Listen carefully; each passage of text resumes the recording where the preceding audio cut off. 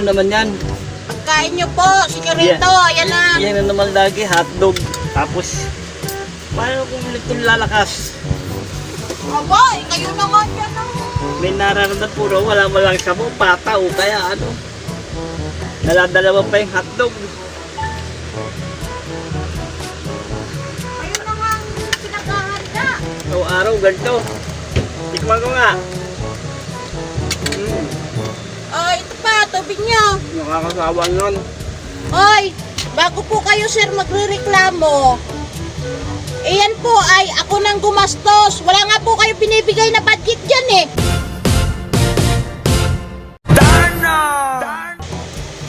Bakit? May sweldo ka naman, di buwasan mo sweldo mo. 6 na buwan mo na akong hindi sinisweldohan.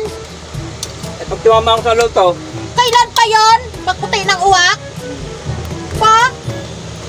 Saan ka pa? Siniserbihan ka na? Ako pang gumagastos. hindi ka makasampal lang kita dyan. Katulong araw, wag mo kung gano'n ganyan. Pasensya na po sir, pero yung utang po ninyo, 6 na buwan na kayong hindi nagbabayad sa akin. Hindi nyo ako sinusweldohan. Ano ba itong cook na to? Kainin ko lang. Dala-dalawang Cook na naman? initikpan pa nakatutok sa inyo. Pero pinapatay mo na ako para mapalipat sa yung mana ko ah. Bakit? Mayaman po ba kayo? Wala nga kayo sinusweldo sa akin. Hindi mo alam na sa bangko pasweldo sa'yo kasi magastos ka kaya hindi ko binibigay sa'yo. Ba? Eh kung ma-Alzheimer ka, tapos hindi mo na withdraw yung pagsweldo mo sa akin, di wala. Pwede kang ilan may bangko. Abo! Hindi ba yun? Hindi talaga masarap. Hindi masarap, kain kayo ng kain. Ang pili nyo pa sa ulam. Sayang. O pagkakain ko nito, kaya ubusin ito ha. Sayang. Ang dami-daming, ang dami-daming pagkain dyan. Pag ayaw mo kainin nyo, bibigay ko sa mga bata yan. Nagawin mga kapitbahay, bigyan mo. Mga wala pabili ng pagkain. Wala nga po kayo susweldo sa akin, mamibigay pa kayo pagkain. Tingkat? Abo! Hotdog matigas? Yung karne. Eh di wag mo kainin. Alam mo wala akong ngipin? Hindi mo. Hindi ba ako pabugay yun? Eh kayo ay may papi. Sabi nyo, may pera kayo. Hindi magpapustiso kayo.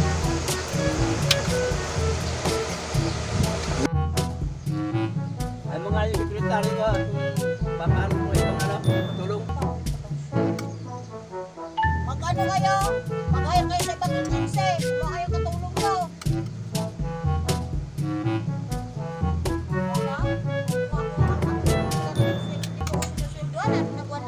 Marami yung sa ulam, itlog.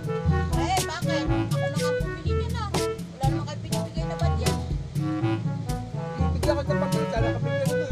Hindi ah. Baka nakalimutan nyo. Ba't nawawala pero sa pagkain yung ulam? Bakit? Baka sabihin mo, tinulukutan ko po kayo. Aba, hindi po.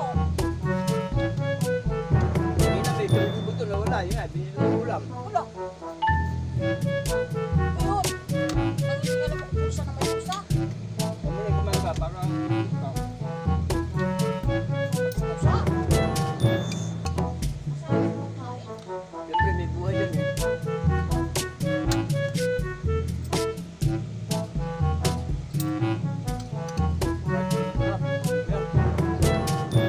Sir, sana naman po swelduhan ninyo ako. Ano na po na po?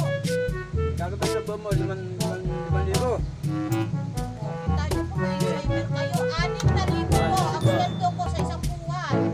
Bukas Abay, ano nangyayari sa inyo? At baka kayo ay makalimutan ninyo. bibigay ko sa'yo yung ATM mo bukas. Withdraw ka sa bangko.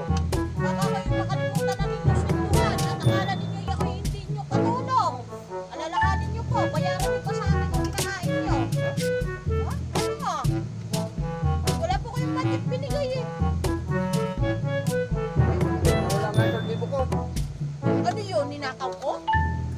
Binigay ko sa kanina ng 1,000 pag pinulam. Tapos ito lang bilhin mo. Wala nga kayong binigay sa akin. Ito, Ayaw ko na. Ayaw ko na ganang kumain. bakit naman? Dahil na mo. Hindi mo magbilhin ka lang. Yan, sweldo ko. Hindi yung sweldo mo. Aba, ay, akala ko ba may pera ka sa bangko? Ano tayo ba Baka- talaga? Dapat ang deposit yung Ay, sus, sweldo. mag-usip. Mayaman ka pala.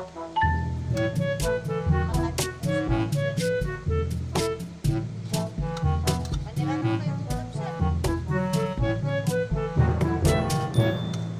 Ah. Aye. Apo ah. Kumain ka daw. Hindi bigyan ka tulong. At yan habang nagluto kayo ng kain. Dalawa lang po peraso, sir.